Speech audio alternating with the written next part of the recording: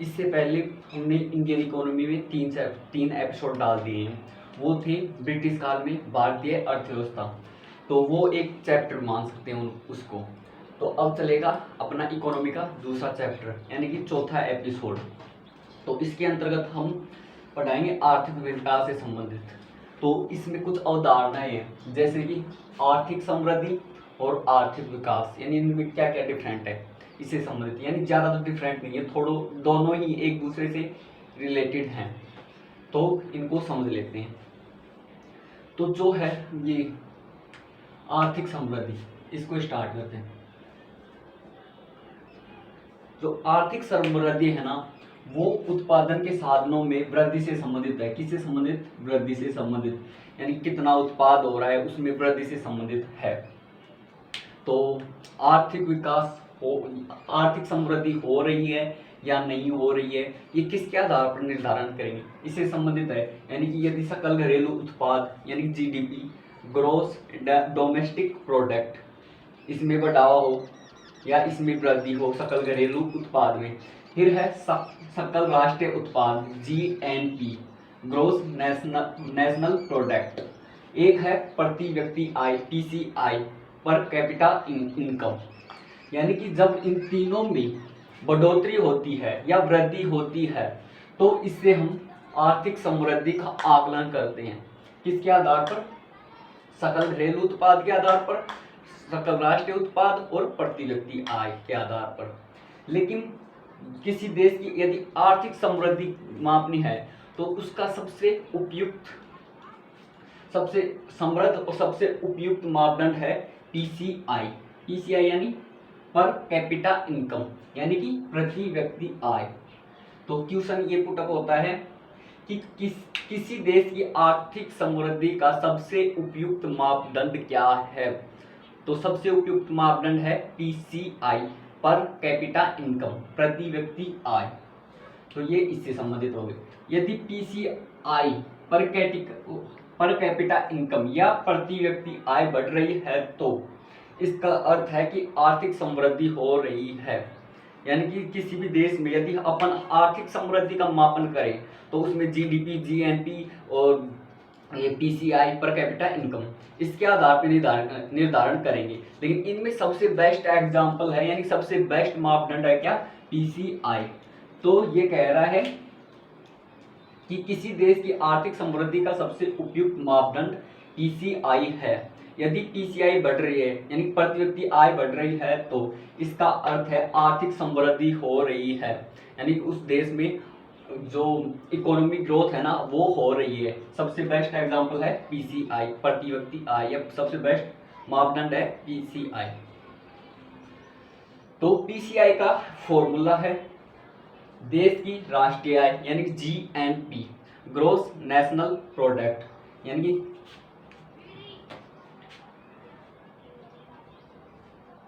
Gross domestic product. इसका तो ये है, इसका है gross national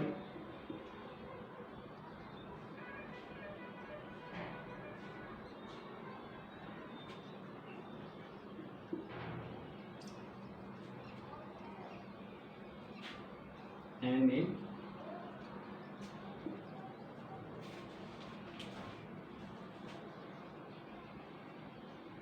gross national product, और इसका है per capita income, per capita income. ठीक है, तो ये है इनसे संबंधित। ग्रोस डोमेस्टिक प्रोडक्ट, जीएनपी का अर्थ है ग्रोस नेशनल प्रोडक्ट, और पीसीआई का अर्थ है पर कैपिटा इनकम, यानी प्रति व्यक्ति आय। तो जो पर कैपिटा इनकम, यानी कि ये जो पर कैपिटा इनकम है इसको किस प्रकार निकालते हैं? तो इसमें दो चीजें चाहिएंगी, एक तो देश की राष्ट्रीय आय और एक जनसंख्या। यानी कि इसको हम छोटे स्तर पर निकाल सकते हैं। छोटे स्तर पर किस प्रकार? जैसे कि अपने परिवार में मान लेते हैं कि एक परिवार में कोई व्यक्ति, यानी ये परिवार है, इसमें कुल 4 सदस्य हैं।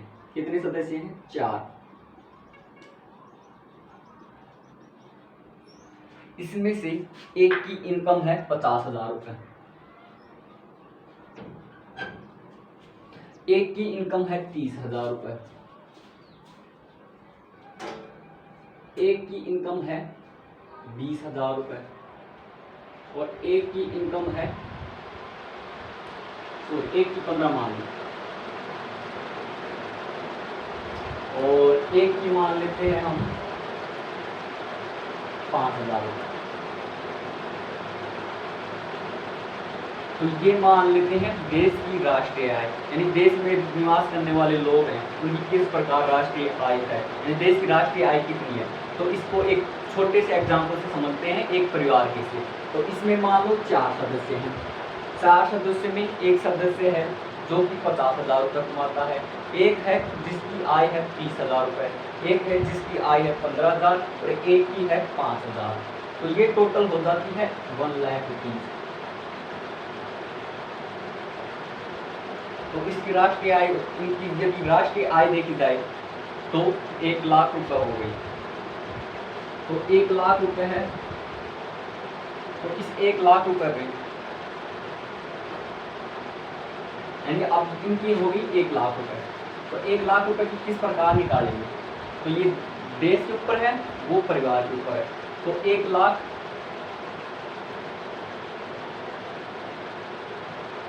के ऊपर देंगे 4 का भाग, यानी उनकी इनकम तो डिफरेंट थी, एक की 50,000 थी, एक की 30,000 थी, एक की 15,000 थी और एक की 5,000 थी।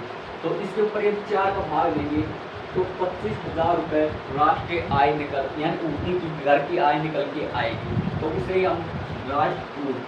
उसे हम PCI प्रति व्यक्ति आय कहते हैं, यानी प्रत्येक व्यक्ति की जो आय है ना वो 25,000 रुपये है यदि हम इस आधार पे मानेंगे तो। और यदि रियल में देखा जाए तो एक की थी 50,000 रुपये, एक की 30,000 थी, एक की 15,000 थी और एक की 5,000 थी। क्या वास्तव में 5,000 रुपये वाला 25,000 रुपये कमा रहा है? नहीं कमा रहा है। लेकिन ये किसी देश की मापदंड है, तो उसकी प्रत्येक व्यक्ति कितने रुपए कमाता है उससे संबंधित है, यानी कि राष्ट्र की कितनी आय है, यानी कि प्रत्येक व्यक्ति को यदि रुपए बांट दिए जाए तो कितने कितने उनके पास होंगे उससे संबंधित है। तो इस परिवार में जो व्यक्ति 5,000 कमा रहा है वो तो खुश हो जाएगा। क्या? क्यों? क्योंकि उसके पास 25,000 रुपये आ रहे हैं, लेकिन उसके पास क्या रियल में आ रही है? रियल में नहीं आ रही।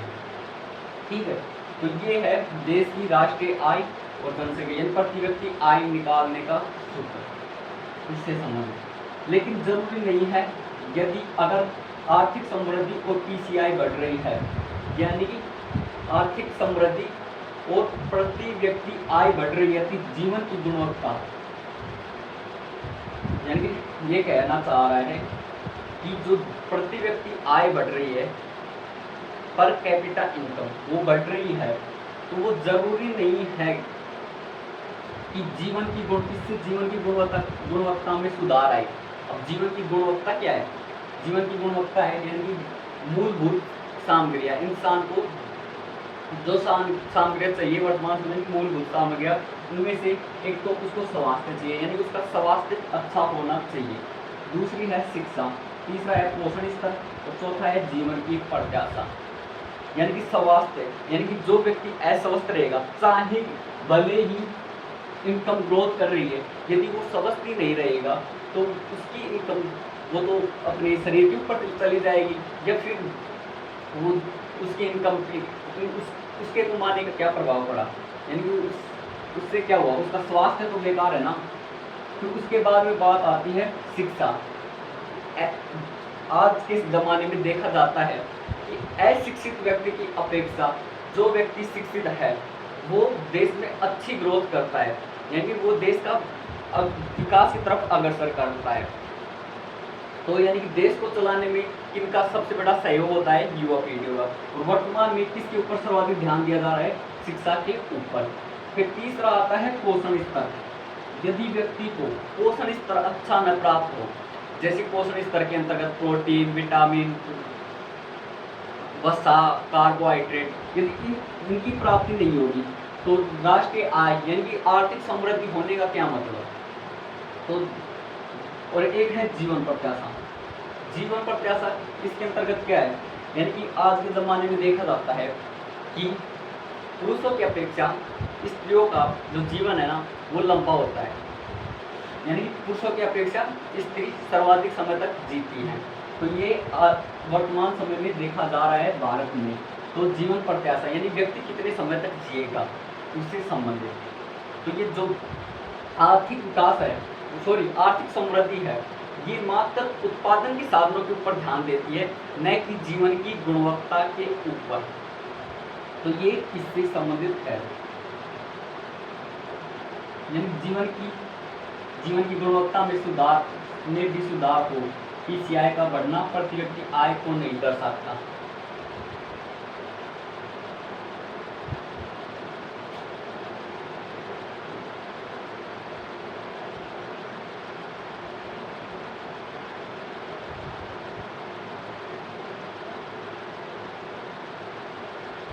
ये बात है, पीसीआई का बढ़ना प्रति व्यक्ति आय को नहीं दर्शाता, यानी कि इसका अर्थ है पर कैपिटा इनकम, यानी कि प्रति व्यक्ति आय।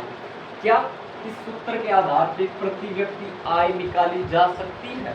नहीं, क्योंकि यहाँ पे देखो एक व्यक्ति 5,000 रुपये कमा रहा था, उसकी भी ये तो 25,000 रुपये बता रही है। लेकिन यदि देखा जाएगा तो आर्थिक समृद्धि में सबसे बेस्ट एग्जाम्पल है आर्थिक समृद्धि को मापने का, वो है प्रति व्यक्ति आय। तो इसके बाद देश की प्रति व्यक्ति आय तो बढ़ रही है, यानी कि देश में प्रति व्यक्ति आय बढ़ रही है, लेकिन ये प्रति व्यक्ति आय किनके पास है और किनके पास नहीं है। यानी कि हमने तो विभाजित कर दिया 25,000 इन 4 व्यक्तियों के पास 25,000 हो गए। लेकिन देश में दो स्तंभ है, एक तो गरीबी और एक अमीरी। तो गरीबी का स्तंभ तो नीचे जा रहा है और अमीरी का स्तंभ ऊपर जा रहा है, यानी अमीर लोग अत्यधिक ग्रोथ कर रहे हैं और गरीब नीचे दसते जा रहे हैं। तो जो इनकम आती है, यानी जो उत्पाद हो रहा है, वो तो अमीर लोगों के पास है। मान लो ये 50,000 रुपये थे, वो तो अमीरों के पास थे, लेकिन गरीब के पास क्या था, 5,000 रुपये। और कुछ के पास, यानी गरीब लोगों का आजकल ऐसा ज़माना है कि यदि वो एक वक्त का खाना खा लेते हैं तो दूसरे वक्त के खाने के लिए वो सोचते रहते हैं कि दूसरा वक्त का उन्हें खाना प्राप्त होगा या नहीं। यानी कि जैसे कि मान लो आप रिक्शे वाला का एग्जाम्पल ले सकते हैं। यदि रिक्शे वाला एक दिन बीमार हो जाए तो क्या वह अपने परिवार को चला सकता है? क्या वह जो उसका खाना था वो उसको वक्त पे मिल सकता है? नहीं मिल सकता। यानी कि वो अपनी रोजी रोटी के लिए वो रेगुलर काम करता है। तो ये है, यानी कि ये कहना चाह रहा है कि देश की प्रति व्यक्ति आय तो बढ़ रही है, यानी कि इनकम तो ग्रोथ कर रही है, लेकिन गरीबी भी बढ़ रही है और वास्तव में आय का संकेंद्रण अमीरों के पास होता जा रहा है। यानी कि आय का जो केंद्रण है ना वो गरीबों के पास न होकर अमीरों के पास है। तो इसका सारे का सारांश ये निकलता है कि जो इकोनॉमिक ग्रोथ यानी आर्थिक समृद्धि है ना वो उत्पादन के साधनों के ऊपर दबाव देती है, न कि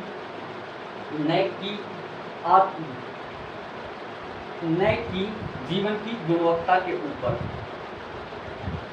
तो फिर इसके बाद में यानी इन दोनों में डिफरेंट यही होगा, यानी कि जो इकोनॉमिक डेवलपमेंट है ना वो उसमें प्रति व्यक्ति जीडीपी भी शामिल होगी, जीएनपी भी आएगी और प्रति व्यक्ति आय भी आएगी। इन तीनों को हम शामिल करेंगे, लेकिन उसके साथ साथ जीवन की गुणवत्ता को भी उसमें शामिल किया जाएगा। किसमें?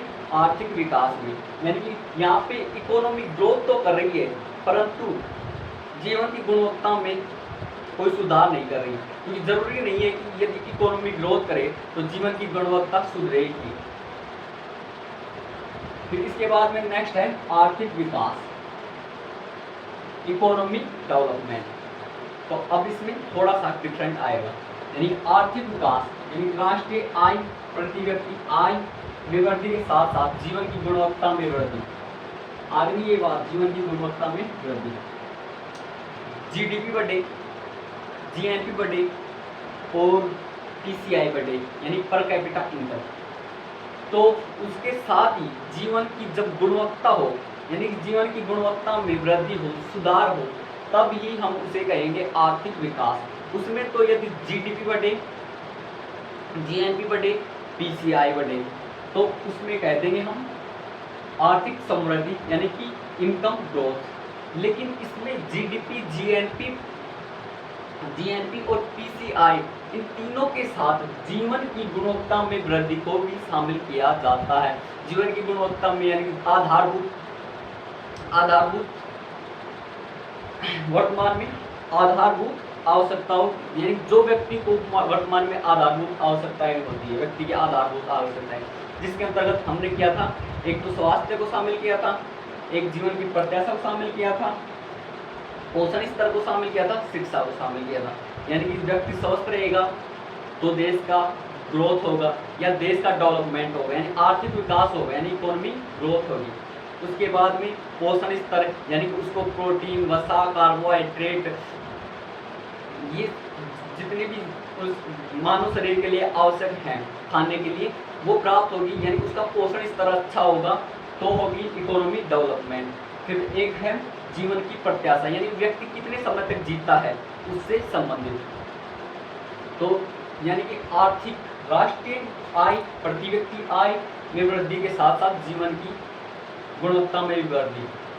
आर्थिक विकास का यदि अपन को हिसाब करना है तो पहली बात क्या देखनी पड़ेगी, उसमें राष्ट्रीय आय यानी जीडीपी, सॉरी जीएनपी, पीसीआई और जीडीपी को शामिल कर लेंगे। तो इसके साथ साथ जीवन की गुणवत्ता में वृद्धि हो तभी हम कहेंगे कि आर्थिक विकास हो रहा है, यानी कि देश का आर्थिक विकास हो रहा है। यदि जीडीपी, जीएनपी और पीसीआई यानी कि सकल घरेलू उत्पाद, सकल राष्ट्रीय उत्पाद और प्रति व्यक्ति आय में वृद्धि के साथ साथ देश में जीवन की गुणवत्ता में सुधार हो रहा है तो हम कहते हैं आर्थिक विकास हो रहा है। ये ही बात आ गई, यानी कि आर्थिक विकास हो रहा है, इकोनॉमी डेवलपमेंट हो रहा है। जीडीपी, जीएनपी, पीसीआई में वृद्धि के साथ साथ जीवन की गुणवत्ता में सुधार होते ही हमारे यहाँ पे आर्थिक विकास होगा। और यदि जीडीपी, जीएनपी और पीसीआई में वृद्धि हो रही है तो हमारे यहाँ पे जो आर्थिक समृद्धि है ना वो तो बढ़ेगी, लेकिन आर्थिक विकास नहीं होगा, यानी इम्पॉसिबल है।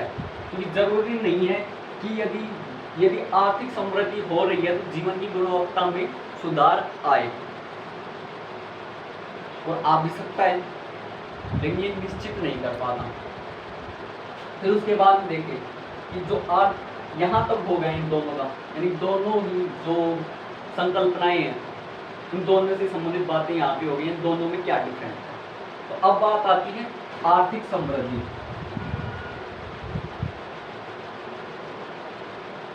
जो आर्थिक समृद्धि है ना वो आय के आकार में वृद्धि होती है ना, आय के आकार की वृद्धि को दर्शाती है, यानी कि आय के आकार में कितनी वृद्धि हो रही है। लेकिन जो आर्थिक विकास है ना वो राष्ट्रीय उत्पाद, यानी देश में कितना उत्पाद हो रहा है, और उसके साथ साथ जीवन की गुणवत्ता में वृद्धि, यानी कि ये आर्थिक समृद्धि तो कहती है कितना उत्पादन हो रहा है, यानी कि एक घर में यदि खाना पक रहा है तो कितने स्तर पे पक रहा है उससे संबंधित है आर्थिक समृद्धि। और दूसरा है आर्थिक विकास, यानी कि वो उत्पादन भी हो खाने का और उसमें कुछ गुणवत्ता भी हो उस खाने में, तो यानी जीवन की गुणवत्ता।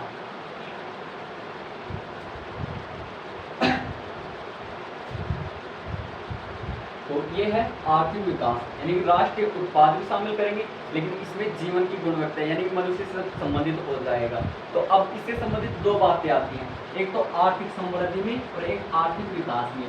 आर्थिक समृद्धि है ना, आर्थिक समृद्धि क्वांटिटेटिव यानी मात्रात्मक है, यानी कि राष्ट्र के ऊपर किसी सामग्रियों का कितनी मात्रा में उत्पादन हो रहा है, तो ये है आर्थिक समृद्धि से संबंधित। और जो आर्थिक विकास है ना उसमें क्वालिटेटिव यानी गुणात्मक, यानी जो जिस वस्तु का उत्पादन हो रहा है उसमें कितने गुण हैं, यानी कितनी अच्छे स्तर पर उत्पादन हो रहा है, ये उससे संबंधित है। यानी क्वांटिटी यानी गुणात्मकता के आधार पर, जैसे कि हम मान लो मार्केट से फैन खरीदने जाते हैं तो उसमें कुछ कंपनियों का फैन खरीदते हैं, जैसे कि ऊषा हुआ या फिर ओरेंट हुआ, यानी कि उनमें क्या है अपन कहते हैं अच्छी क्वालिटी का देना है, तो ये है क्वांटिटेटिव।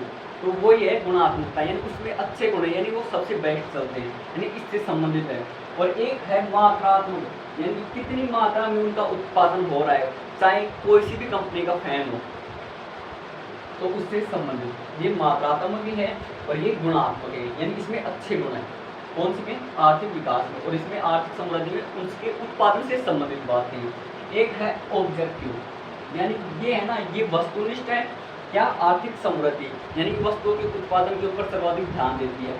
और ये व्यक्तिनिष्ठ है, यानी कि सब्जेक्टिव है। ये वस्तुओं के साथ साथ व्यक्तियों की आर्थिक ग्रोथ के ऊपर या जीवन की गुणवत्ता, व्यक्ति के जीवन की गुणवत्ता के ऊपर सर्वाधिक ध्यान देता है। कौन सा? आर्थिक विकास। ठीक है, ओके। और नेक्स्ट वीडियो।